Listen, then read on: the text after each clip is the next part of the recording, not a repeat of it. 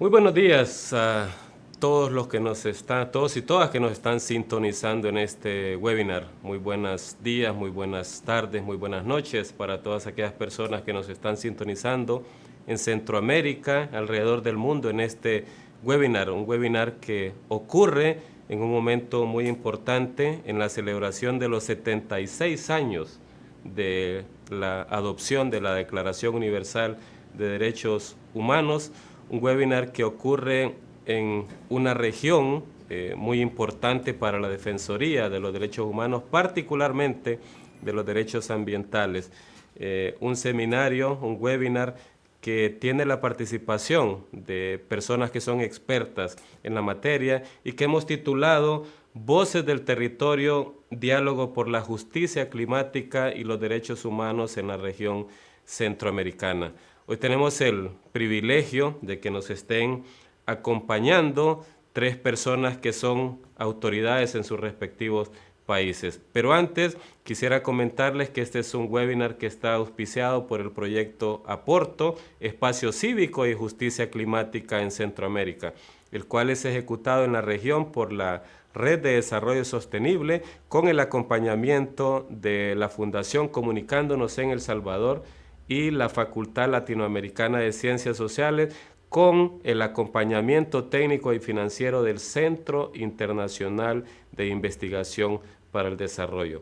Un tema relevante que vamos a estar discutiendo en la próxima hora y que tiene que ver precisamente con el respeto irrestricto a los derechos humanos. Casi siempre que hablamos de derechos humanos nos concentramos en algunos de los aspectos que conocemos: la libertad de expresión, el derecho al trabajo, el derecho a desarrollarse económicamente, pero hay dos derechos humanos fundamentales que a veces pasan desapercibidos. Uno es el derecho a la autodeterminación de los pueblos y un segundo, el derecho a tener un ambiente sano. Así es que, sin más preámbulo, damos la más cordial bienvenida a todos y todas los que nos están escuchando y por supuesto a nuestros panelistas que nos hacen el privilegio el día de hoy de acompañarnos, de compartir sus conocimientos para que al final de la jornada tengamos un panorama claro sobre los retos que enfrentan nuestros defensores y defensoras del ambiente, tierras y territorios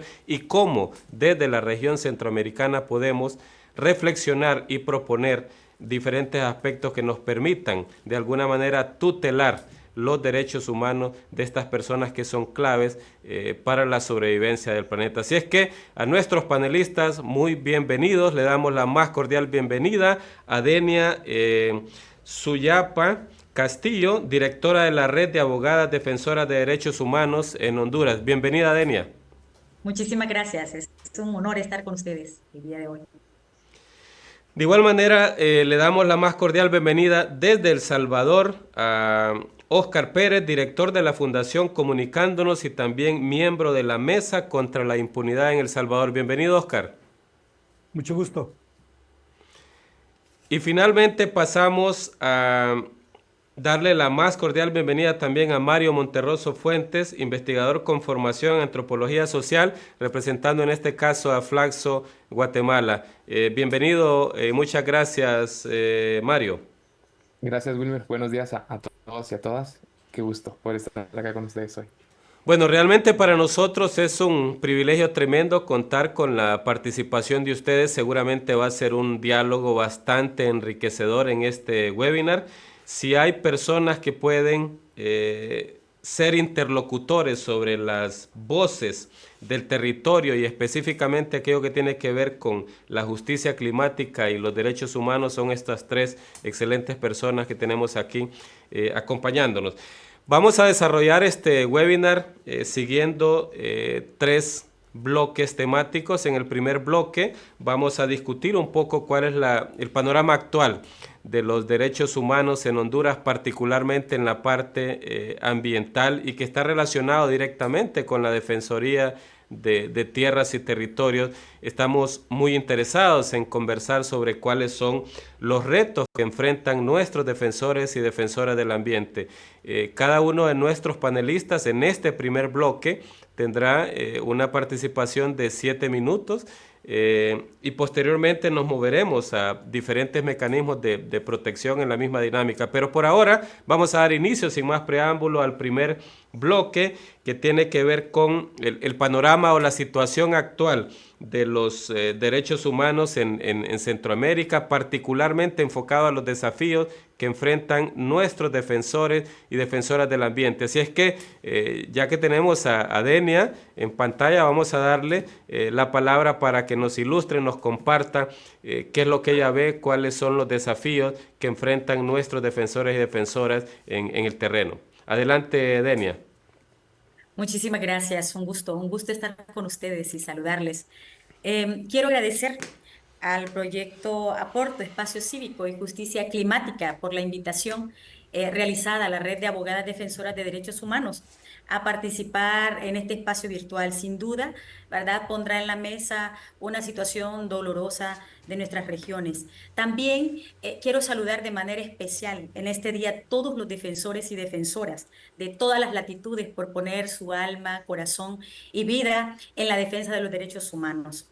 En nuestra región hay dos temas que cruzan a los defensores y defensoras de derechos humanos.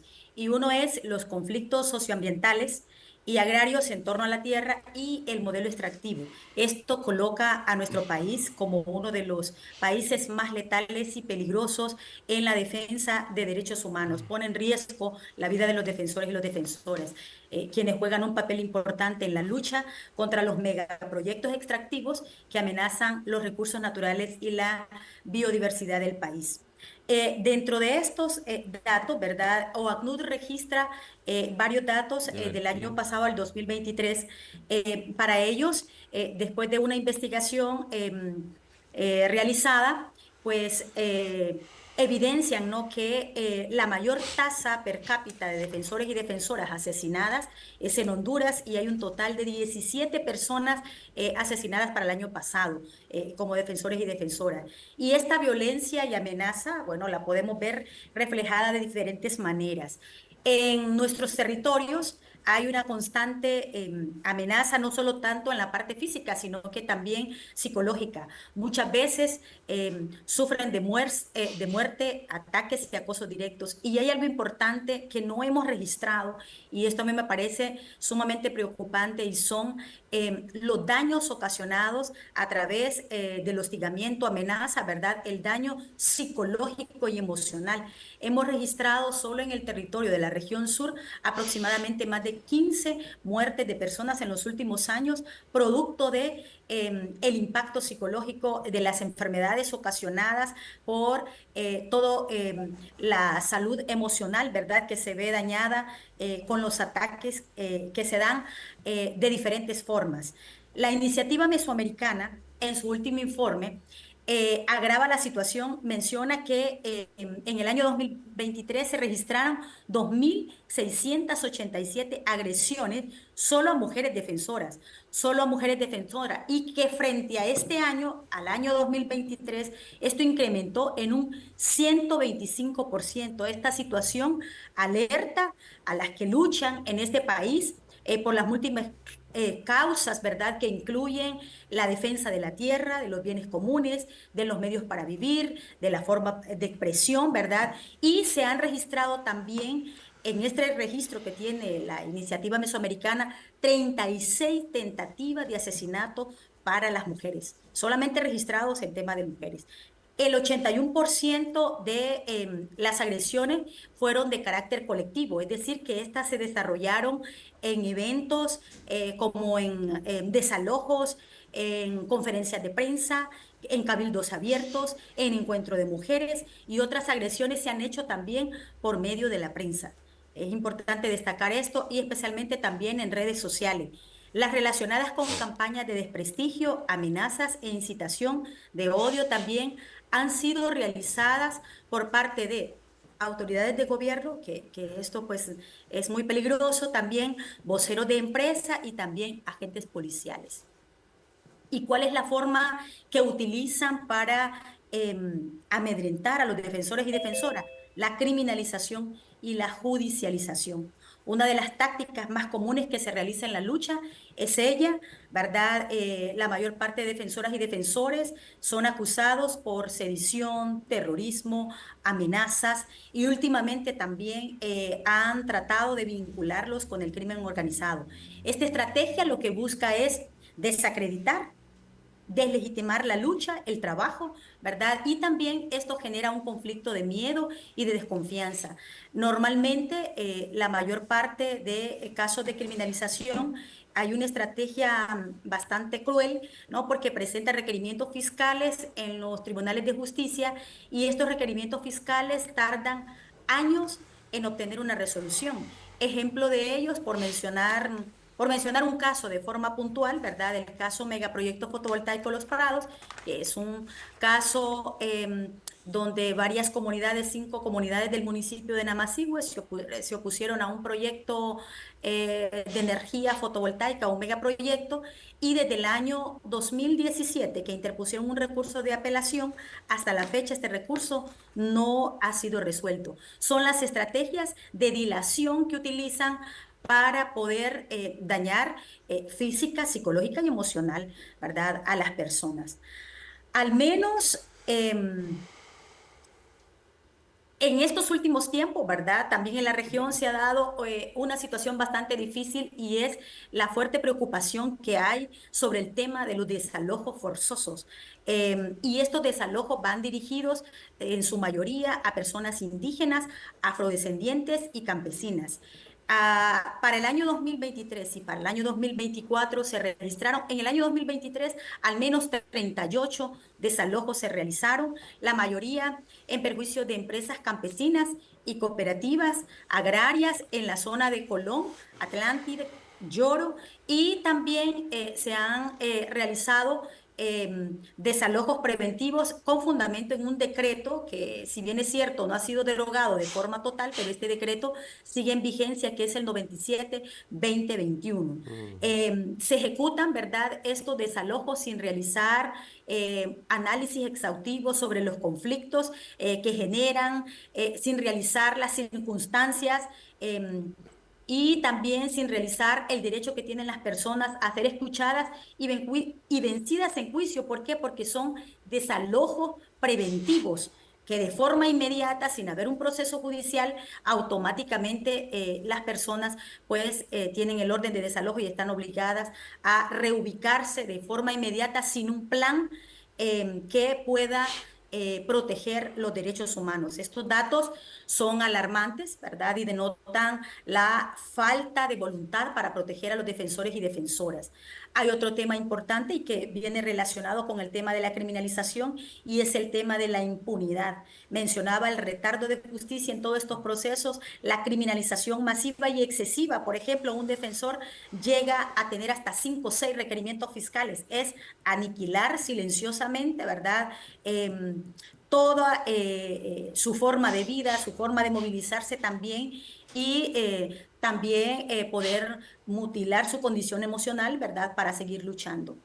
Hay una falta de protección efectiva. Es importante mencionar que, si bien es cierto, hay leyes y mecanismos internacionales que buscan proteger a los defensores y defensoras, pues son muy pocas las personas también que tienen acceso a poder contratar los servicios de abogados, de abogacía en diferentes regiones del país, y esto hace que muchos defensores y defensoras pues estén en situación de vulnerabilidad completa. El despojo de las tierras, ¿no? Mencionaba también el despojo masivo en el país a través de leyes y reformas, pues se están haciendo desalojos masivos en los territorios. Hay que hablar también sobre el impacto de la minería y los megaproyectos, ¿no? Esto ha convulsionado en la región a raíz de la aprobación de la ley de inversión, la ley de minería y otras leyes, ¿no? Esto ha generado que se faciliten para los empresarios un modelo extractivista que arrasa con la vida de los defensores y defensoras. Es importante mencionarnos que pues la resistencia de las comunidades y de los defensores y defensoras es increíble cómo se sostiene, cómo se resiste, se han tejido redes a nivel nacional de acompañamiento, movimientos sociales que han surgido en los diferentes territorios y también mencionar, ¿no?, el acompañamiento de la Red Nacional de Defensoras. Junta, ¿no?, a todas las defensoras del país y esto pues ha permitido que de forma estratégica se resista de una u otra manera. Muchísimas gracias, Denia. Yo creo que es un panorama bastante amplio. Creo que hemos tenido una visión bastante amplia de cuál es lo que estamos abordando en este webinar, que es precisamente cuál es la situación actual y cuáles son los principales desafíos que están enfrentando nuestros defensores y defensoras del ambiente. Yo quisiera, en toda esta conversación, toda esta información que nos ha compartido Denia, hacer o atreverme a hacer una síntesis de todos estos elementos. Es súper importante, digamos, subrayar que Honduras está ahorita con una tasa per cápita de personas asesinadas de las más altas del mundo. De hecho, en los desde el 2017 hasta la fecha hemos estado rankeando entre el primer y el segundo lugar como uno de los países más violentos y más hostil en la parte de defensoría del ambiente. Dentro de los principales retos que nos compartía Denia son acoso, discriminación, el daño psicológico que casi nunca se considera, pero que también es sumamente importante. Nos llama poderosamente la atención también. Más de 2.700 agresiones particularmente dirigidas a mujeres en asuntos de eventos colectivos y por supuesto campañas de odio orquestadas desde el gobierno, desde empresas y desde la policía incluso. Y preocupa también de igual manera todos los procesos de judicialización, de criminalización, de miedo generalizado que se ha establecido en el país y particularmente yo creo que todos hemos visto con mucha preocupación también los procesos de desalojo forzado que han ocurrido y la consecuente falta de impunidad y falta de protección para los defensores y defensoras de derechos humanos con un mecanismo de protección poco creíble y que tampoco las personas sienten la confianza de solicitar ese apoyo. Así es que muchísimas gracias, Denia, en este primer bloque que ha sido bastante ilustrativo. Vamos a movernos inmediatamente hasta Guatemala. Inmediatamente nos vamos a mover con Mario Monterroso para que nos comparta el mismo escenario. ¿Cuál es la situación actual y cuáles son los retos que enfrentan nuestros defensores y defensoras del ambiente, tierras y territorios en nuestra hermana República de Guatemala? Gracias, gracias Wilmer. Yo creo que igual me gustaría comenzar este espacio ahí reconociendo, ¿no?, un poco la lucha en este día tan importante que hacen los defensores y las defensoras, ¿no?, en todos los territorios. Y bueno, yo creo que tengo aquí unas diapositivas que tengo para ustedes y quizás un poco el análisis mío se enfoca un poco en el tema del ámbito político, ¿no? Desde donde están actualmente operando los defensores y las defensoras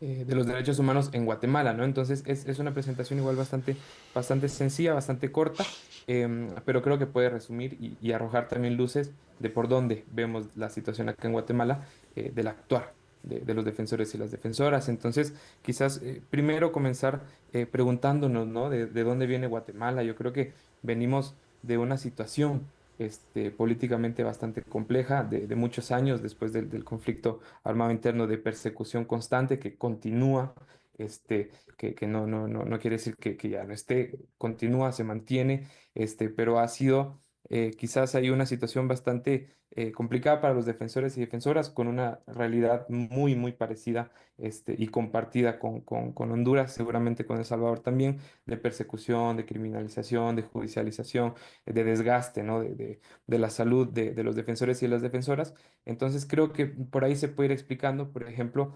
la esperanza que tuvimos, ¿no? Y que tenemos, yo creo, todavía en medio de las dificultades, con el nuevo gobierno, ¿no? De Bernardo Arévalo y lo que se ha llamado, o comenzado a llamar la transición democrática, que realmente ha sido, bastante complicada y ha sido una lucha encarnada, yo creo, sobre todo, desde pueblos, originarios, que desde autoridades, desde su propia institucionalidad, en el año 2023 salieron al rescate, ¿no? Como se dice, de la democracia en Guatemala y lograron evitar lo que se estaba cocinando, como se dice, ¿no? Detrás de bambalinas, que era un golpe de Estado a todas luces, ¿no? Entonces, teníamos, yo creo que de parte de todos los sectores, un miedo de que hubiera una regresión, ¿no? Digamos, eh, en esta época electoral, a un gobierno que fuera todavía más autoritario y yo creo que por ahí se explica, ¿verdad? El tema de que la transición se lograra y que saliéramos todos a las calles, pero a pesar de eso, ha pasado ya un año, ¿no? Entonces nos preguntamos, ¿dónde estamos ahora? ¿Cuáles son los caminos, los desafíos que desde los defensores y defensoras se tienen actualmente? Y yo creo que eh, ahí podemos ir explicando un poco el tema de la primera crisis, creo, de gobierno que se está viviendo en Guatemala. Y es que resulta que muchos hablan, ¿no? De que el progresismo ganó el gobierno, pero no ha tocado el poder. Yo creo que el poder económico, el poder político sigue encarnado, ¿no? En la estructura del Estado y ha sido, yo creo que un año de luchas y ha sido muy desgastante, yo creo, ¿no? Y sobre todo para defensores y defensoras que han empezado ahora a ocupar cargos en la administración pública. Por ejemplo, tenemos el caso de el compañero Juan José Pacheco, si no estoy mal, que fue presidente de 48 cantones y que ahora actualmente está ocupando un viceministro, un viceministerio, perdón, de energía. Y decimos, bueno, ¿cómo está la situación, ¿no? De los defensores que están ahora en la administración pública, los desafíos que se tienen, hay persecución constante, hay credibilidad que se está empezando a desgastar y mucho de ello es por un Estado que sigue capturado, ¿no? Hay una lucha de poderes en Guatemala, sobre todo en el sistema de justicia y sobre todo también en el Ministerio Público, ¿no? Donde hay constantes afrontas, ¿no? Ahí o golpes que se están tratando de dar desde el Ministerio Público al gobierno y a los diferentes puestos que han empezado, digamos, a ocupar diferentes defensores. Por ejemplo, está el caso de gobernaturas o de algunos otros puestos, digamos, dentro de la estructura estatal que empiezan, digamos, a arrojar ciertas luces, pero hay una dificultad porque se tomó nuevamente el gobierno, pero el poder sigue intacto y pareciera, además de que hay un cambio solo en la gestión y no un cambio en las estructuras del Estado, que es algo que continúa pendiente. Y por ello he puesto también dentro de las diapositivas la continuidad del modelo, que es un modelo igual que para el caso de Honduras, que responde un poco y bastante, yo creo, a la riqueza que tenemos acá nosotros en nuestras regiones, que siempre e históricamente ha sido ahí apetecida por los grandes capitales, y la extracción, el despojo y la persecución continúan, y las amenazas, además, creo son ahora distintas. Está el tema del narcotráfico. Tenemos nosotros acá la cercanía en la parte fronteriza con México. Hemos tenido actualmente a muchos de los defensores y defensoras del lado mexicano que se encuentran refugiados en la parte norte de un departamento que se llama Huehuetenango, que también es fronterizo, y miramos con cierta preocupación el tema del narcotráfico, porque silenciosamente han ido ocupando también esferas del poder político y económico y están vinculados en todo sentido. Y también tenemos, creo, como a futuro una amenaza que es la extrema derecha, que hemos visto ahí en diferentes países, que después de que llega un gobierno que se ve y se presenta como progresista, la regresión igual puede ser mucho más fuerte. Y vemos también hay sectores del poder político y económico, sobre todo, que se encuentran ahora reorganizándose, ¿no? Y trabajando en silencio, a escondidas, y tratando de ver cómo después de un gobierno que a todas luces ha tratado de proponer y de ser un poco más abierto en temas de derechos humanos, de poder volver a tomar el gobierno y darnos un golpe todavía más fuerte. Entonces, en ese sentido, he compartido o he trabajado para compartirles más bien esta mañana tres desafíos muy puntuales que creo que se tienen desde defensores y defensoras en el caso de Guatemala. El primero es el Estado que continúa capturado y con la pregunta de quién será garante, ¿no? De los derechos, porque actualmente se encuentra, y eso lo vamos a discutir un poquito más tarde, una política pública, ¿no? Para defensores y defensoras. Entonces, con un Estado que continúa capturado, con un sistema de justicia que sigue estando al servicio siempre de los grandes capitales y de los grandes empresarios y de un sector ahí que ha estado enquistado siempre en el poder, pues nos preguntamos quién será el garante, ¿no?, de estas políticas y de estos derechos que poco a poco se pueden ir consiguiendo con este gobierno. Y es un tema preocupante, también el tema de la administración pública. Como les compartía, creo que muchos de los defensores y defensoras han pasado justamente de un espacio quizás un poco más comunitario, de resistencia, a un espacio más político ya de propuesta, ¿no? En algunos puestos clave dentro de la estructura del Estado. Pero muchas veces hay, primero, una desconfianza, ¿no? Yo creo de estructuras que han estado ahí siempre al servicio de ciertos poderes. Entonces, está esa desconfianza de si va a ser o no va a ser suficiente, por ejemplo, que un líder o una lideresa pueda, estando en este cargo, poder proponer, digamos, ciertos cambios y poder abanderar y llevar y construir de la mano con las comunidades y con los pueblos políticas públicas, ¿no? Y también existe sobre todo un desconocimiento de la administración pública, ¿no? Yo creo que hay una carencia que tenemos también, de que desconocemos mucho de cómo se trabaja desde el Estado. Y otro desafío que existe también es el tema de protección y seguridad digital, que somos muy vulnerables, yo creo, a los ataques, y podemos ir perdiendo un poco la credibilidad en muchas de las acciones que vamos teniendo, y que van teniendo defensores y defensoras, porque estamos constantemente intervenidos y atacados, ¿no? También desde el ámbito digital. Entonces, creo ahí dejaría un poco el tema de los desafíos que enfrentamos y que enfrentan, sobre todo, defensores y defensoras.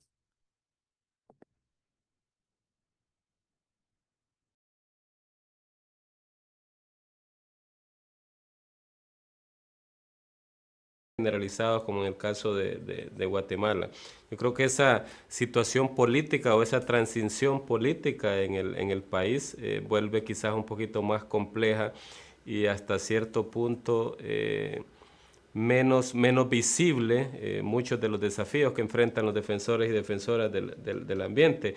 Esta falta de claridad en la cuestión política, estábamos observando que se genera una persecución constante en los diferentes actores, pero eso incluye también a nuestros defensores y defensoras del territorio.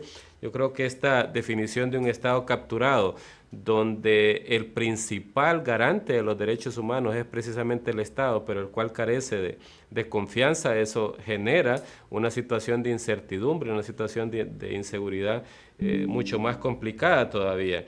Yo creo que también los asuntos de administración pública con falta de desconocimiento y desconfianza hacia los diferentes actores que administran el Estado, que administran la justicia, que administran la protección de los defensores y defensoras, también es un elemento sumamente complejo. Y por supuesto, eso genera una situación generalizada también de inseguridad, porque la garantía de protección es algo que todavía es muy incierto en el país. Muchísimas gracias, Mario. Solo quisiera recordar a todas las personas que nos están siguiendo a través de nuestras plataformas, redes sociales, el Facebook, el proyecto Aporto, Espacio Cívico, Justicia Climática en Centroamérica, que pueden dejarnos sus respuestas, sus preguntas, perdón, y vamos a intentar dar respuesta a todas sus preguntas al final del webinar. Así es que inmediatamente continuamos o nos movemos para El Salvador. Oscar, tiene la palabra. Gracias, Wilmer. Primero que todo, pedir mil disculpas porque estoy un poco afónico, ¿verdad? Espero me escuchen, pero bueno, no me quería perder esta ocasión, este momento, porque me parece que es un espacio valioso para la región y valioso para las personas que nos están escuchando y viendo a través de este webinar. Yo quisiera decir también que es valioso porque estamos en un día muy especial sobre los derechos humanos, ¿no? Y en este caso para El Salvador es muy especial también porque nosotros estamos adelantando documentación, información, análisis para el examen periódico universal que le corresponde a El Salvador en enero del próximo año.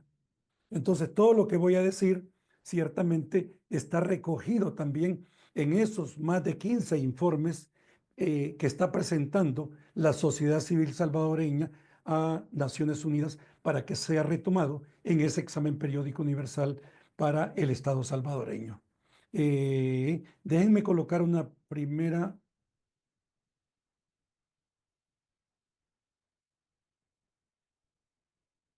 Aquí. Déjenme dejar esto acá, ¿verdad? Pero antes yo quisiera, como parte de estas características del contexto salvadoreño, me gustaría señalar que es muy importante tratar de entender también con toda la documentación de base de lo que está aconteciendo en El Salvador. Y lo digo sobre todo a nivel internacional porque muchas veces se tiene otra mirada, otra visión que es completamente distinta a la que nosotros estamos viviendo aquí en El Salvador. Siento yo que muchas veces, porque he viajado en estos meses fuera del Salvador y me encuentro con diferentes expresiones, ¿verdad? De personas que son de otros países y me da la impresión que se está vendiendo demasiado humo y no la realidad que nosotros vivimos en El Salvador. Por eso me gustaría caracterizar algunos aspectos para luego centrarme en estos 7 principales características de este contexto. Yo quisiera decir que si bien es cierto, en Guatemala, en Honduras, como decía mi abuelita, llueve, aquí quiero decirles que no escampa de cara a la situación de los derechos humanos que vivimos en El Salvador. El Salvador yo creo que está caracterizado por 3 cosas. Primero, por una alta concentración del poder en una sola persona. Ese es un primer elemento muy importante, una alta concentración de poder en una sola persona. También hay otra característica muy importante que es la falta de independencia judicial. Y yo creo que esto tiene que ver, mucho que ver con la problemática que estamos abordando en este momento. Y por otro lado, que también tiene que ver con esto que estamos hablando, y es el tercer elemento que recoge esto de la caracterización del contexto, es que en El Salvador se ha venido dando un deterioro galopante de las instituciones democráticas, ¿sí? Porque un parteaguas, una fecha muy importante, es precisamente la firma de los acuerdos de paz en enero de 1992, donde se generó un espacio para desarrollar todo un proceso democrático y por lo tanto una serie de instituciones que deberían de garantizar esa consolidación de la democracia o de ese proceso democrático que empezamos a vivir después de los acuerdos de paz. Ahora lo que estamos viendo es un deterioro de las instituciones democráticas. En este sentido, vemos una clara violación a los derechos humanos, al acceso a la justicia y al debido proceso. Precisamente tenemos un régimen de excepción que hace unos días fue nuevamente prorrogado por un mes más. Tenemos 2 años y medio de régimen de excepción, ¿verdad? Y este régimen de excepción ha significado también, digamos, o significa en la realidad la supresión de 3 derechos constitucionales fundamentales: el derecho a la defensa, el derecho a todo lo que significa defenderse administrativamente dentro cuando tú eres capturado. Y también hay un derecho muy importante que tiene que ver con la inviolabilidad de las telecomunicaciones. O sea, en este momento, cualquiera de nosotros a cualquiera de nosotros le pueden examinar, violentar, investigar sus comunicaciones. ¿Sí? Este webinar puede estar siendo intervenido, ciertamente, es público además, pero mi teléfono, mis correos, todo. En ese sentido, eso es grave, ¿verdad? Y esto explica de que por qué El Salvador también, en El Salvador se ha venido generando una especie de autocensura y una censura clara de parte de la población en general. Hay que señalar que el régimen de sección también ya tiene a más de 80.000 personas capturadas. Y el Estado ha reconocido recientemente que de esas 80.000 capturados, por lo menos hay más de 8.000 personas inocentes. ¿Qué significa esto? Un 10% de personas que son inocentes y que han sido capturadas y que muchas de ellas se mantienen todavía en la cárcel. Nosotros no estamos en contra de la lucha contra el crimen organizado, contra la delincuencia, ¿verdad? Lo que sí nos parece es que un régimen de excepción no puede durar ya más de 2 años y medio. Entonces, porque esto atenta directamente con los derechos humanos del pueblo salvadoreño como tal. Este régimen de excepción, ¿verdad? También ha significado, ha servido como instrumento para reprimir a voces críticas, y entre esas a líderes, a liderazgos, a activistas medioambientales, y por lo tanto, por ejemplo, tenemos 24 activistas que han sido detenidas. La Asociación de Periodistas de El Salvador señala que desde en el año 24 hay 136 ataques de diferente forma a periodistas. Al periodismo incómodo, ciertamente, ¿verdad? Entonces, por eso nosotros hemos señalado rápidamente como 7 características que hacen parte de este contexto. Lo primero que ya señalé es precisamente el acoso y la criminalización de defensoras y defensores, utilizando precisamente el régimen de excepción, afectando el derecho a la asociación, la reunión pacífica y el derecho de acceso a la información y a la libertad de expresión. También existe una inseguridad jurídica y un debilitamiento del Estado de Derecho, y por lo tanto, digamos, hay una instrumentalización del Estado para atacar a detractores y a defensores del gobierno de turno. Por otro lado, también hay una disminución de la actividad organizativa. Hay un fuerte temor de la gente, de la ciudadanía, a organizarse. Hay una reciente encuesta que del 100% de liderazgos consultados, el 90% admite autocensurarse o censurarse, ¿sí? Y esto precisamente por ese fuerte temor que tiene la gente a ser capturado, ¿verdad? En base al régimen de excepción. Por otro lado, esto significa también una reducción del espacio cívico desde el año 2019. Hay disminución de espacios de consulta, de participación y de denuncia en diversas instituciones estatales. Por eso a mí me parece que es muy importante este tipo de webinares, porque también nos ayuda a informar, pero también a denunciar lo que está sucediendo de cara a la situación de los derechos humanos en El Salvador.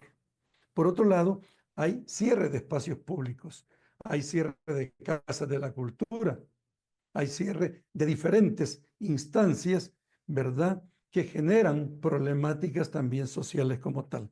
Por otro lado, hay pérdidas de tierras para sembrar debido al crecimiento de los monocultivos como la caña de azúcar, afectando así la producción agrícola para la subsistencia. Esto significa también conflictividad social.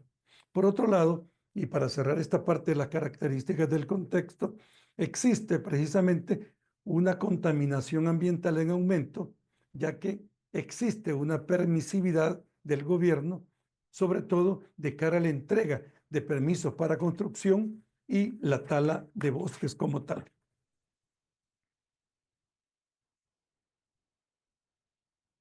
Y para cerrar, ok, Adelante, adelante.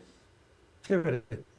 No, quería, digamos, reconfirmar algunas cosas, pero luego creo yo que tendré más tiempo para poder señalar otros elementos que caracterizan precisamente el contexto y que son parte de la realidad que vive el pueblo salvadoreño. Sí, muchísimas gracias. En el Gracias. siguiente bloque seguramente vamos a tener más espacio para seguir conversando. Lo cierto es que el panorama del Salvador nos muestra la gama de mosaicos de retos que enfrentan nuestros defensores y defensoras del ambiente y territorio, tierras y territorios. Yo creo que estos asuntos de acoso, criminalización, la creciente reducción del espacio cívico, la falta de seguridad jurídica, la instrumentalización del Estado para de alguna manera limitar las voces de nuestros defensores en el territorio, la privatización de bienes comunes, la contaminación, la industrialización sin control, son aspectos que también se viven en el resto de países, pero los tres los tres, los tres escenarios, los tres contextos que nos han mencionado realmente ilustran un deterioro de derechos humanos en la región, particularmente, y ese es el tema que nos ocupa aquí, en tres derechos humanos que son fundamentales, al menos en el marco del proyecto Aporto. Uno es, por supuesto, el deterioro de la libertad de expresión, que es evidente a partir de lo que ustedes nos han compartido. Segundo, una violación del derecho a la autodeterminación de los pueblos en definir su desarrollo, en expresar sus voces sin ninguna restricción. Y tercero, el derecho a tener un ambiente sano que les permita a toda la población tener una vida saludable. Con esta conclusión, entonces, damos como finalizado el bloque número 1, en el cual hemos estado compartiendo el panorama de la situación actual y los retos que enfrentan nuestros defensores y defensoras del ambiente, tierras y territorios, particularmente en el contexto del Triángulo Norte de Centroamérica. Nos movemos inmediatamente a nuestro bloque número 2, en el cual vamos a estar conversando sobre los mecanismos de protección y derechos humanos y derechos, que amparan a los defensores y defensoras del ambiente. Así es que vamos a dar la palabra de nuevo a Denia para que nos comente un poco cuál es el panorama, cuáles son estos mecanismos de protección y de derechos que amparan a nuestros defensores y defensoras en el caso de Honduras. Adelante, Denia.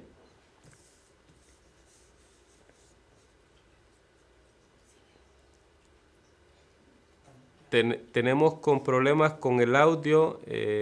Tiene que habilitar el micrófono, por favor. El micrófono de Denia. Ok, gracias. Sí, bueno, mencionaba que en Honduras existe un mecanismo nacional de protección. Este mecanismo nacional de protección pues se encarga de brindar protección, seguridad a través del implemento de medidas cautelares para los defensores y defensoras. Se encarga de resguardar la vida y la seguridad de los defensores y defensoras, también periodistas, comunicadores sociales, operadores de justicia. En ese sentido, ¿verdad?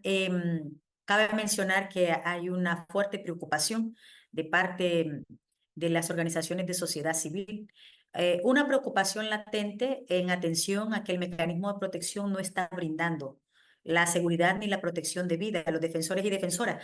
Creo que tenemos un video ahí que podemos mostrar en atención algunas agresiones y también algunas denuncias del mecanismo. Compañeros, si tenemos la posibilidad de reproducir el video de Juan en este momento, del compañero Juan.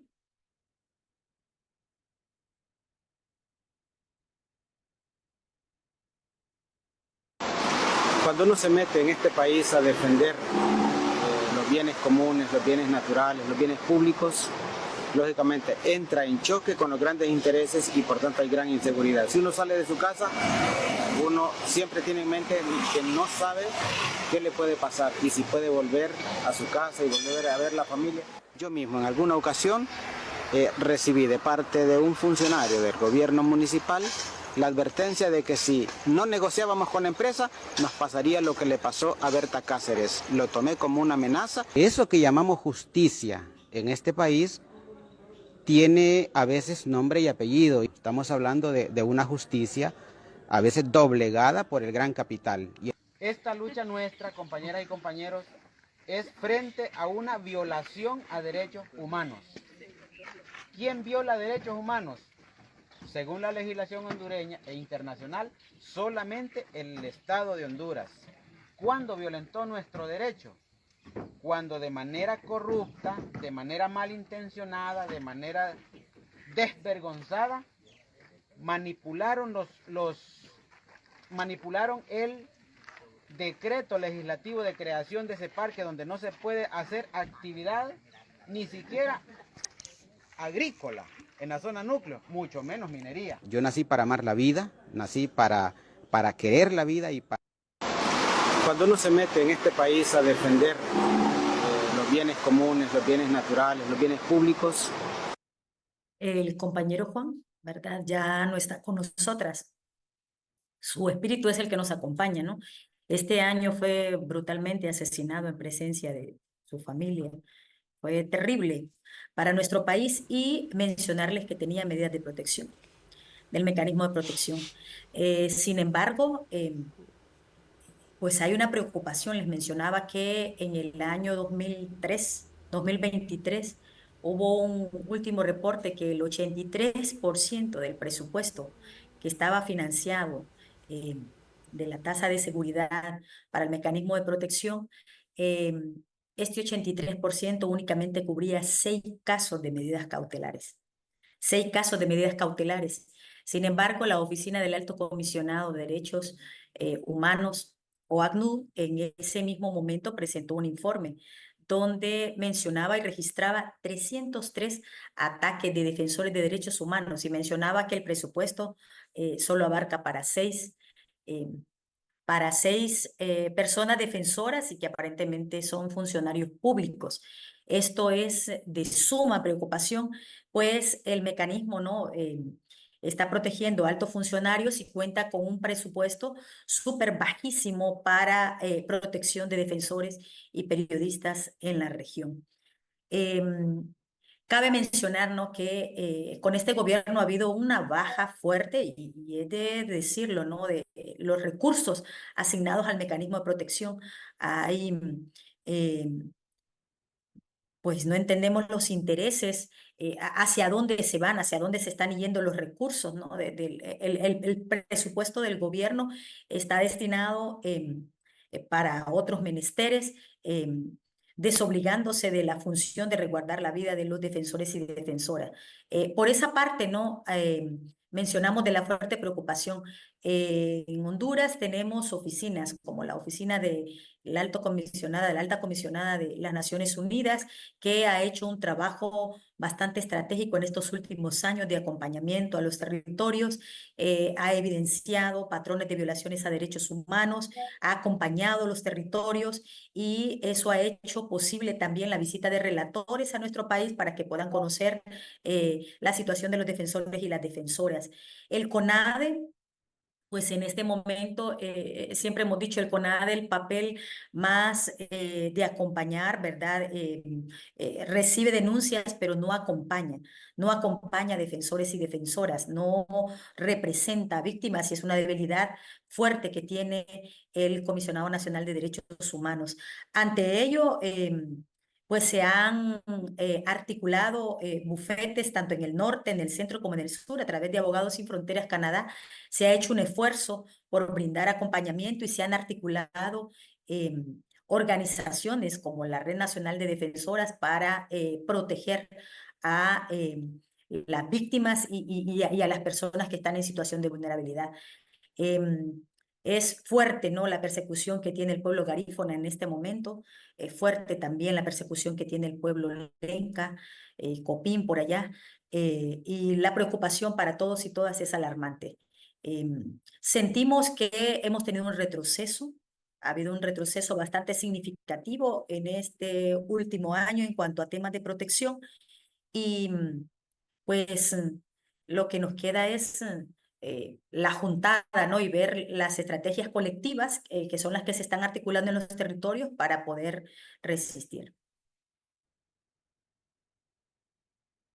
Creo que la muerte o el asesinato de Juan López, aún teniendo medidas de protección, es un acto no solo lamentable, sino que también inaceptable. Es un pésimo precedente en el país y que ilustra de manera muy práctica lo que nos estaba afirmando Denia, que el mecanismo realmente de protección no es funcional. Es realmente alarmante y preocupante conocer que un 83% de todo el presupuesto del mecanismo de protección es destinado a seis personas, básicamente, y para enfatizarlo, generalmente son funcionarios públicos. Pero también se hablaba de 303 solicitudes, es decir, 287 personas que están sin protección y que están expuestas, como cualquier ciudadano, a sufrir ataques, a sufrir discriminación, a sufrir atentados, como en el caso lamentable de Juan López. Pero la conclusión interesante, o más interesante, es que a pesar de eso continúa la reducción de los recursos destinados al mecanismo y cito literalmente lo que decía Denia, un retroceso en temas de protección en el país. Nos movemos inmediatamente a conocer cuál es la situación en Guatemala. Adelante, Mario. Gracias, Wilmer. Igual aquí continúo con la presentación de las diapositivas que hemos preparado. Quizás de manera general, y yo creo que el análisis desde Guatemala planteado ahí personalmente está en los tres niveles, ¿no? Digamos, relativo al marco jurídico internacional, el marco jurídico nacional y cómo se van tejiendo también mecanismos de protección desde las propias comunidades y desde los propios pueblos originarios. Entonces, en ese sentido, Guatemala, en el marco jurídico internacional, bueno, tenemos, por ejemplo, ratificado el convenio 169. Sin embargo, es interesante cómo hace ya casi, yo creo, 6, 8 años, se estuvo tratando de reglamentar el convenio 169 para poder poner ahí algún tipo de disposiciones o procedimientos que buscaran de una u otra manera limitar el convenio 169, porque justamente vimos y hemos apreciado, ¿no? Por ponerlo en alguna palabra muy sencilla, las disposiciones del convenio 169, porque la gran mayoría, digamos, de defensores y defensoras de pueblos originarios han visto el convenio como un instrumento justamente que ha permitido, por ejemplo, levantar diferentes eh, luchas, ¿no? En contra de la minería, se ha logrado ahí avanzar en temas de, em, digamos, para el caso del pueblo Xinca, que se les estaba tratando de desconocer, digamos, desde el propio gobierno, se pudo realizar la consulta comunitaria, ¿no? Y ahí se ha logrado muchos avances desde el convenio 169, pero hemos visto cómo constantemente se ha tratado siempre de buscar la reglamentación y poner ciertas dificultades y normativas extras ahí o procedimientos que pueden ir complicando, digamos, la aplicabilidad del convenio en Guatemala y la no ratificación también de otros acuerdos, digamos, internacionales. Por ejemplo, está el acuerdo de Escazú que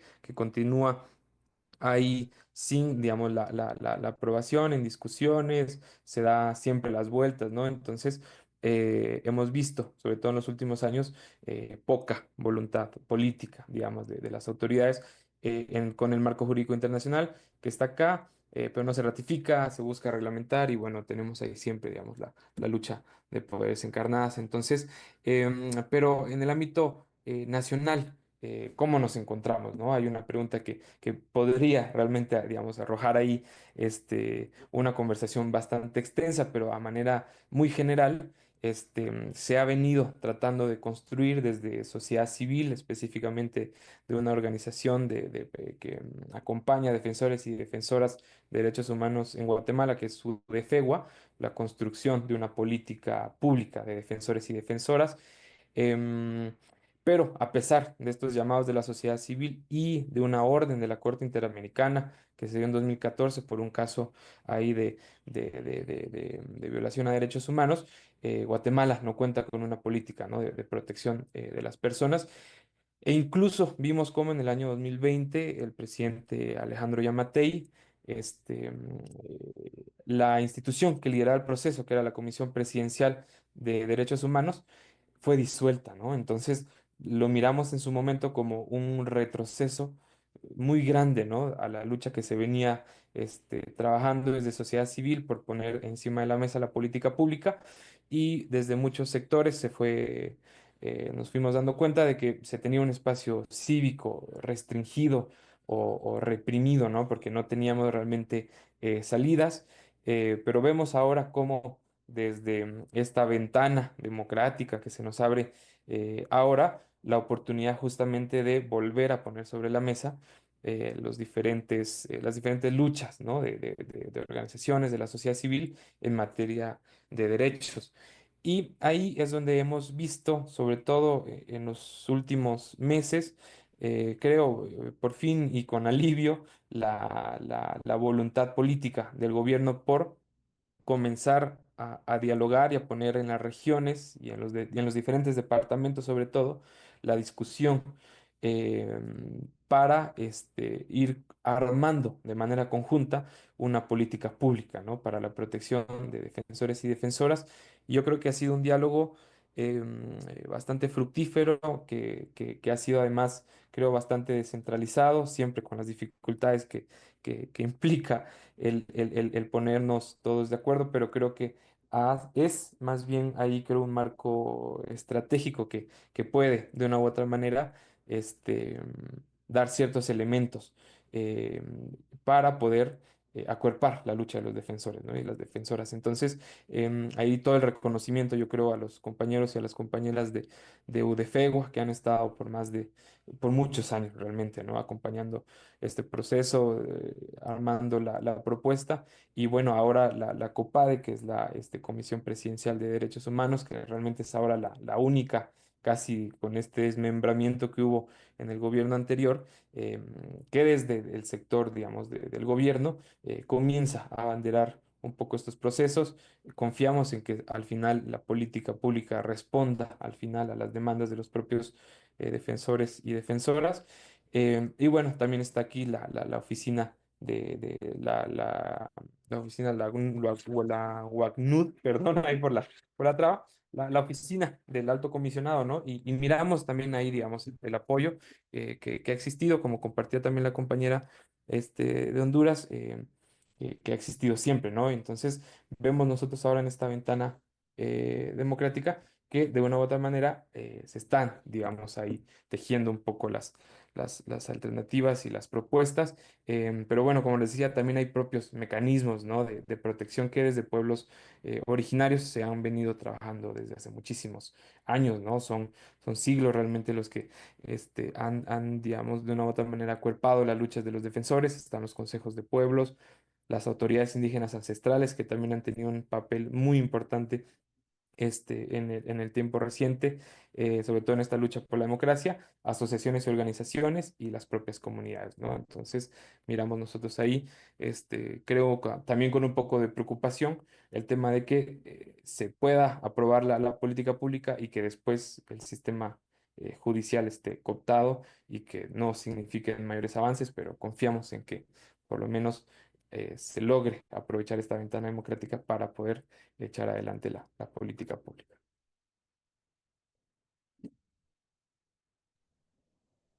Convenio 169 es de los pocos instrumentos jurídicos que tiene Guatemala y que a pesar de ser limitado ha sido funcional en alguna medida. Realmente nos alegra muchísimo que al menos se están iniciando conversaciones para tener una política pública orientada a protección de defensores de derechos humanos, y nos asombra realmente que no tengan un mecanismo de protección nacional como ocurre en la mayor parte de los países. También nos resulta bastante interesante, yo creo que eso es algo que hay que aprender en el resto de Centroamérica, en todos estos mecanismos de protección a nivel comunitario. El acuerdo de Escazú a nivel nacional pues es la misma situación en Honduras y también en El Salvador, pero a nivel comunitario creo que es importante señalar y resaltar todos estos espacios de organización a nivel de las comunidades. Estábamos observando barras de abogados, incluso orientados a la defensa específica de los defensores de derechos humanos, como todos estos consejos y organizaciones que utilizan diferentes mecanismos para de alguna manera salvaguardar la actividad o el activismo en materia de derechos humanos y ambiental particularmente. Nos movemos entonces, Oscar, ¿cuál es el panorama Sí, o cuáles son los mecanismos existentes en El Salvador? Adelante. sí, gracias nuevamente. Sí, yo diría tres cosas, ¿verdad?, sobre esta parte. Primero, eh, reconocer que en El Salvador existe una clara regresión de la situación de los derechos humanos, fruto de esa caracterización que ya hice anteriormente, que es la alta concentración de poder, la falta de independencia judicial y el deterioro de las instituciones democráticas. Y eso hay que tenerlo siempre ahí presente, digamos, ¿no? Porque esto tiene una afectación directa eh, de cara al acoso y la criminalización permanente hacia los defensores y defensores de derechos humanos. En El Salvador no existe por falta de voluntad política de nuestro cuerpo legislativo, ni una ley ni un mecanismo de protección para defensoras de los derechos humanos. Se han presentado diferentes propuestas desde las organizaciones de la sociedad civil para que se legisle precisamente para que se nos entregue una legislación que genere un mecanismo y que vaya promoviéndose esa protección para los defensores y defensoras de los derechos humanos. Hasta este momento no existe voluntad política por parte de la Asamblea Legislativa ni por parte del gobierno para poder, digamos, orientar a sus diputados, que son la mayoría, para que nos den esa legislación que nos pueda en ese sentido generar un ambiente de mayor tranquilidad, digámoslo así, para aquellas personas que defendemos los derechos humanos. El tercer punto es que mientras existe el régimen de excepción, se seguirá, digamos, ¿verdad?, ese ambiente de autocensura y de censura dentro de la población en general, como también dentro de las mismas organizaciones que hacen defensa de sus territorios como tal, precisamente porque este régimen de excepción facilita ese acoso y esa criminalización de las personas que defienden sus territorios y defienden también los derechos humanos como tal. Mientras existe el régimen de excepción, va a haber afectación sobre la libertad de expresión, la libertad de prensa. En El Salvador, por ejemplo, no existe una ley sobre el derecho de acceso a la información, pero no en este momento, digamos, toda la información o la gran mayoría de la información pública se encuentra, digamos, completamente vedada para poder tener acceso a ella como tal. Eso lo que genera, digamos, es una falta de información, falta de documentos, falta de datos duros para poder, digamos, fundamentar una serie de hechos que pueden significar denuncia o pueden significar también elementos de propuesta desde las mismas organizaciones, desde la sociedad civil. Entonces, en este sentido, ¿verdad?, yo diría que sigo dibujando, sigo registrando como periodista que soy y como parte de las organizaciones de la sociedad civil, seguimos registrando una situación difícil de cara a la protección para aquellas personas que hacen defensa de los derechos humanos en El Salvador. Ahí me quedo.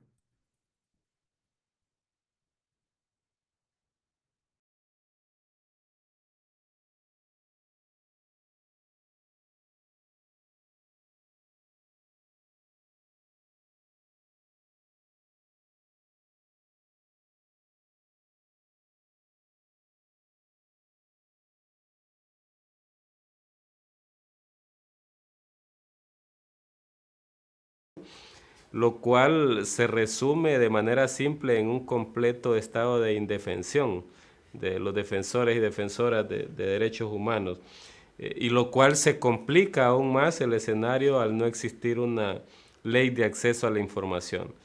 Es decir, si no hay un mecanismo de acceso a la información, tampoco hay mecanismos de contraloría, tampoco pueden haber mecanismos de protección que permitan generar las condiciones apropiadas, no solo para el trabajo, pero también para la protección de nuestros defensores y defensoras del ambiente, tierras y territorios al final en cada uno de estos países.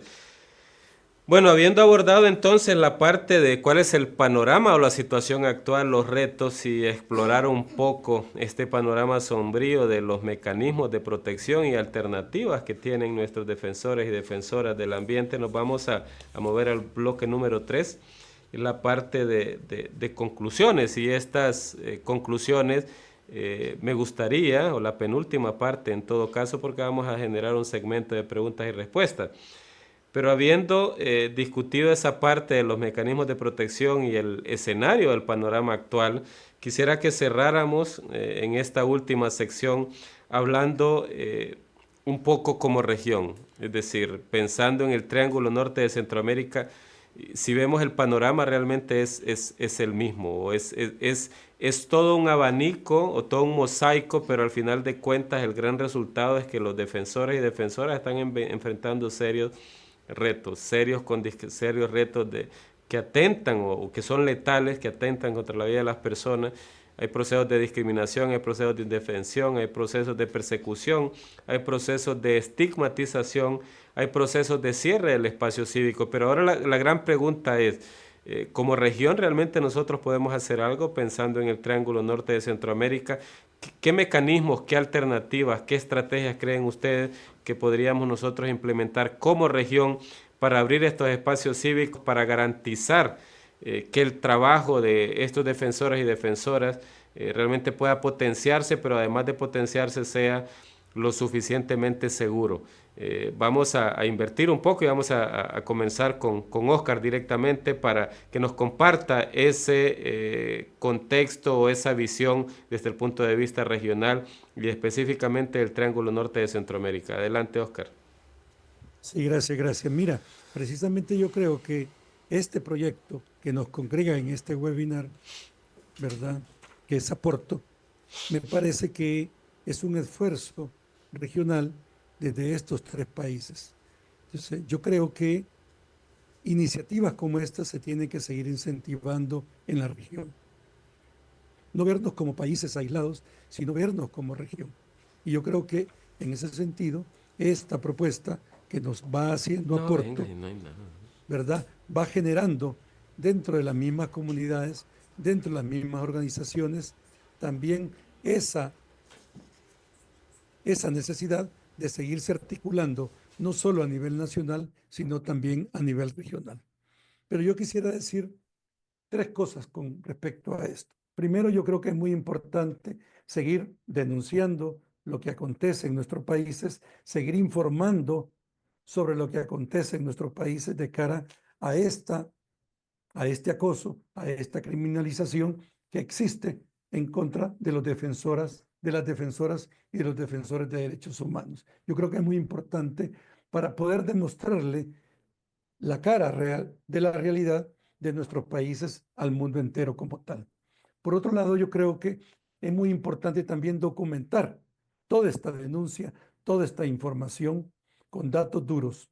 Y en este sentido, sí, poder decir que dentro de esos 15 informes que presentamos como país, desde la sociedad civil al examen periódico universal, se encuentra mucha documentación que yo creo que va a ser considerada por los diferentes estados de Naciones Unidas para que le puedan preguntar al gobierno de El Salvador sobre la situación que se está documentando en esos informes como tal. Yo creo que documentarlos a nivel nacional y a nivel regional, yo creo que es muy importante.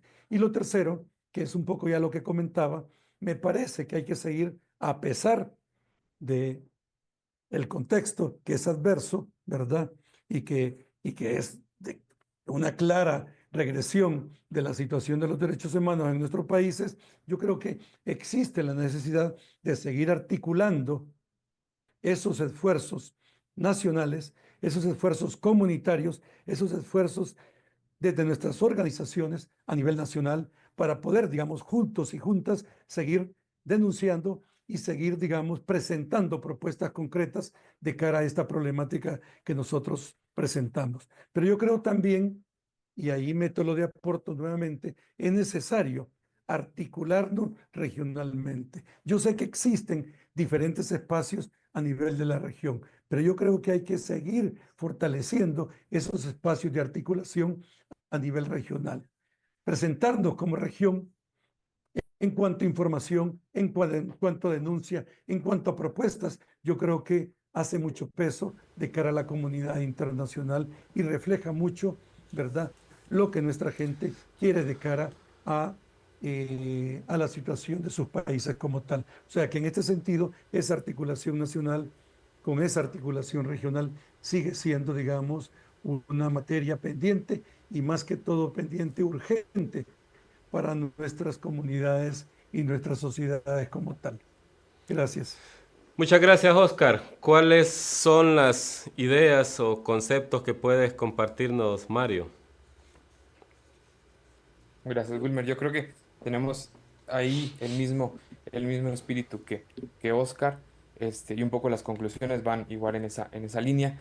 Yo creo que es importante primero pensarnos como región, ¿no? Porque luego, si dentro del país estamos desarticulados, divididos y andamos siempre ahí peleándonos, yo creo que es importante, ¿no? Que nos empecemos a reconocer nuevamente como la región que somos, ¿no? Estratégica en todo sentido. Entonces, creo que en ese sentido, igual tres puntos. El primero, el tema de los intercambios, ¿no? De experiencias, de, de, de conocimientos que se puedan ir, digamos, tejiendo en todos los territorios. Y yo creo que, digamos, en ese sentido, recojo un poco el espíritu del proyecto Aporto, ¿no? Que es sentarnos y ponernos ahí a dialogar, a compartir nuestras experiencias y ese intercambio creo que es muy importante porque los tres países creo que tenemos mucho que decir, ¿no? Y a veces pareciera que estuviéramos en temporalidades distintas, unos estamos con una ventana que se nos abre, otras que se nos cierra, otros estamos batallando, entonces creo que es muy importante que empecemos también a reconocer en la historia del otro y en las preocupaciones del otro también. Yo creo que la oportunidad hay para poder ir construyendo de manera conjunta estos mecanismos, ¿no? Y yo creo que siempre reconociendo la diversidad que hay desde los propios territorios, yo creo que el tema de la globalidad está con nosotros, ¿no? Nos podemos conectar, estamos acá, pero es importante, digamos, reconocer siempre el conocimiento situado, las propuestas que vienen desde las propias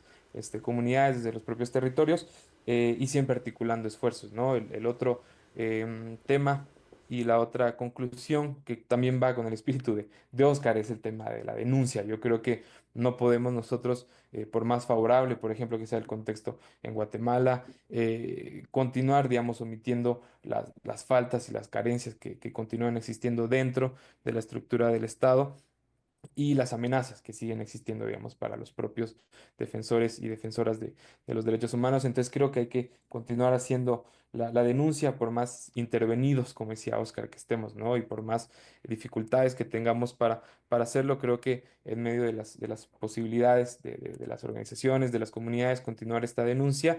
Y lo otro creo que es la sistematización y la difusión de las experiencias. Yo creo que es muy importante, por ejemplo, que también es el espíritu del proyecto Aporto, sistematizar todas estas experiencias, ¿no? Ponerlas a discusión y que se puedan, digamos, ir construyendo de manera conjunta. Entonces, yo creo que por ahí iría un poco las conclusiones de Guatemala, reconocernos como distintos, con nuestras temporalidades, con nuestros problemas, pero tratando de tener siempre estos espacios de discusión y eh, de intercambio. Creo que por ahí podría. Muchísimas gracias, Mario. ¿Cuáles serían las apreciaciones, Denia, que puedes compartirnos? Sí, bueno, en consonancia con los compañeros que me antecedieron, ¿verdad? Mencionar que en ocasión pasada hablábamos con el abogado Edgar Pérez del Bufete Jurídico de Derechos Humanos de Guatemala. ¿Qué se podía hacer? O sea, ¿qué podemos hacer de forma regional, ¿verdad? Como región Centroamérica, ¿qué podemos hacer? Tenemos una herramienta poderosa que es el litigio estratégico. El litigio estratégico es una herramienta en la que determina, ¿no?, una causa, un caso en concreto y junta de diferentes regiones. Puede juntar casos iguales. Mencionábamos, como región tenemos los mismos síntomas, las mismas enfermedades, por lo tanto hay posibilidades de la misma cura para todos. Entonces es ver cómo juntamos casos, causas a través de litigio y litigamos de forma articulada a nivel internacional. A nivel internacional. Eso podría ser una herramienta, ¿verdad?, que se puede sumar. También otra de las herramientas fuertes, ¿no?, es como desde los proyectos que estamos acompañando trabajamos el empoderamiento jurídico en los territorios, cómo trabajamos el tema de protección colectiva, ¿verdad? Y la herramienta del empoderamiento jurídico, cómo creamos, cómo democratizamos el derecho para ponerlo en manos de las y los defensores de derechos humanos y puedan defenderse desde sus territorios. Eso está funcionando muchísimo, fortalecer el empoderamiento jurídico. Otra de las cuestiones también importantes, ¿no?, son esos intercambios. intercambios de las comunidades, de los territorios, intercambio de los bufetes que estamos acompañando también. Recientemente tuvimos una experiencia aquí en Honduras, tuvimos una clínica internacional, invitamos a varios compañeros y compañeras de los diferentes territorios que están acompañando casos que nos llevan avanzada, ¿no? Y que ya han obtenido triunfos en acceso a tierra, ¿verdad? En acceso a justicia, y en ese sentido eso facilita el camino. Cuando el otro sabe y avanzó en ese proceso, ¿verdad? Y somos de la misma región y el derecho es muy parecido, es importante compartir esas experiencias de camino también para la gente de las comunidades, cómo se hace con el tema de tierra, cómo se trabaja estratégicamente, ¿verdad? Por estas problemáticas que son las más fuertes y comunes. Entonces, creo que me quedaría con esas tres acciones, ¿no? Y hablar del litigio estratégico como herramienta poderosa. ¿Por qué? Porque el litigio estratégico junta a las organizaciones especialistas en incidencia para trabajar estrategias de incidencia nacional e internacional, junta organizaciones en comunicación en un solo caso, en una sola causa, para trabajar estrategias locales, nacionales e internacionales de comunicación. De igual forma, a organizaciones que trabajan seguridad y que trabajan también acompañamiento psicosocial, la junta para darles protección a los y las defensoras y a quienes acompañan mientras se lucha. Entonces, el litigio estratégico para mí es una herramienta que tiene que trabajarse y que tiene que articularse, ¿verdad? Para poder lograr cambios estructurales, ¿no? En nuestras regiones. Muchísimas gracias, Denia. Yo creo que ha sido una conversación sumamente enriquecedora, sumamente ilustrativa de lo que pasa con los principales retos o la situación actual que están enfrentando nuestros defensores y defensoras del ambiente y territorios, tierras y territorios. Quisiera quedarme con una breve conclusión de los varios elementos que ustedes han expresado y que aplican a la región centroamericana, es decir, cómo nos podemos ver como región, qué podemos hacer como región. Y ustedes destacaban varios elementos que son sumamente importantes. Uno es la denuncia constante. Segundo es, hay que informar. Es importante que la comunidad nacional, local e internacional esté informada de lo que pasa realmente en los respectivos países y por supuesto difundir la información. Han hecho mucho énfasis en el trabajo coordinado, colaborativo, las redes y la articulación de estos diferentes actores en los diferentes contextos. Es importante documentar y hacer propuestas regionales, y algo que se mencionaba también, creo que mencionaba Mario, es hay que verse, pensarse como región. Eso es algo sumamente importante también. Y finalizaba Denia apuntando dos elementos que también creo que los deberíamos de repensar e incorporar en la estrategia o la agenda regional. Uno es el litigio estratégico articulado internacionalmente, es decir, en los diferentes contextos, y segundo es el empoderamiento jurídico que también apoya la protección colectiva a nivel de las comunidades. Así es que creo que ha sido una conversación muy importante, muy enriquecedora. Tenemos muchas preguntas en el Facebook. Creo que algunas de estas preguntas ya han sido respondidas por ustedes, así que vamos a tomar una o dos. Si quisiera que alguno de ustedes pueda saltar de manera voluntaria a la conversación, que uno de ustedes pueda responder. Sandra Choc nos pregunta ¿cuáles pueden ser las alternativas para seguir con la defensa de derechos humanos y la defensa de la madre tierra y los bienes comunes? No sé, alguien voluntariamente que quiera referirse a ese tema. Repito la pregunta, ¿cuáles pueden ser las alternativas para seguir con la defensa de derechos humanos y la defensa de la madre tierra y los bienes comunes? La juntada. Para mí la juntada es de suma importancia. O sea, cómo dentro del espacio donde estamos, ¿verdad? Identificamos una violación de derechos humanos, cómo nos juntamos, cómo nos articulamos, cómo identificamos qué organizaciones de sociedad civil están en el territorio, cómo identificamos quién nos puede acuerpar a nivel nacional y cómo hacemos, ¿verdad?, esa conexión para poder articular y cómo informamos también en los territorios y cómo comunicamos. Yo creo que la juntada para mí es vital, ¿verdad?, para poder resistir. Solo juntos y juntas y la solidaridad de frente es como nos hará ganar pues estas batallas campales, ¿no?, en la defensa de la vida. Otro de los panelistas es cómo asegurar la protección de derechos humanos como el principal garante de tutelar estos derechos es el principal opresor. Mario y Oscar, cualquiera de los dos puede libremente Mira, yo me referirse al había tema. quedado más con la primera pregunta, ¿verdad? Y me parece que debería decir lo que estaba pensando.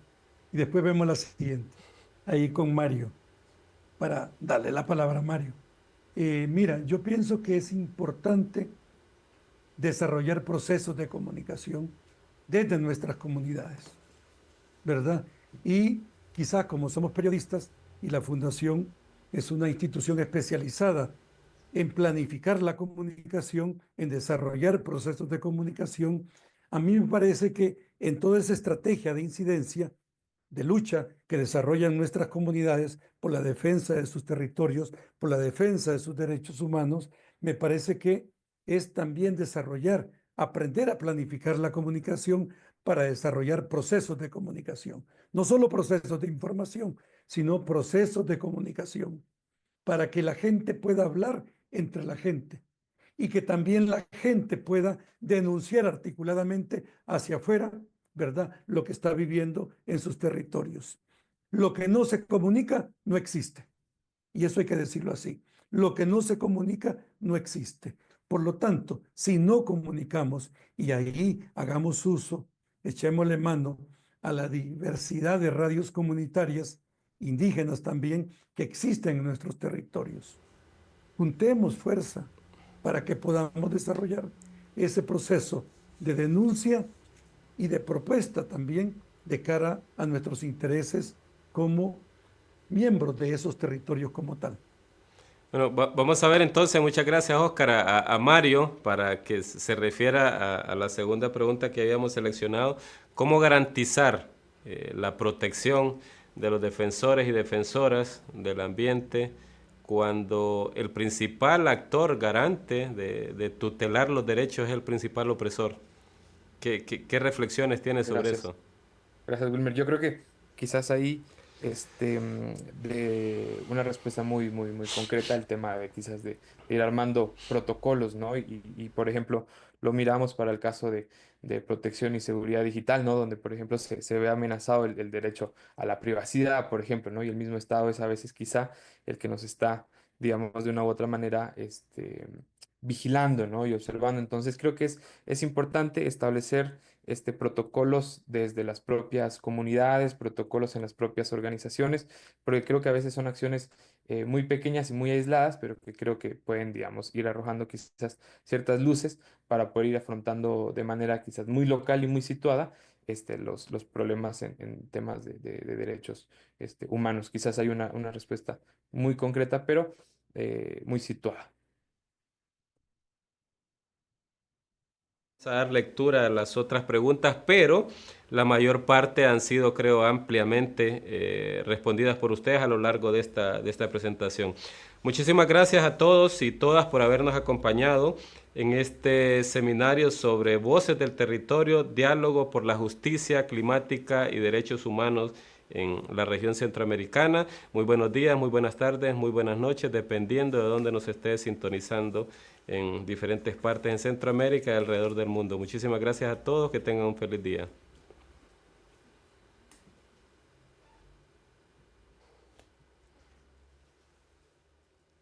Ya estamos, ya estamos.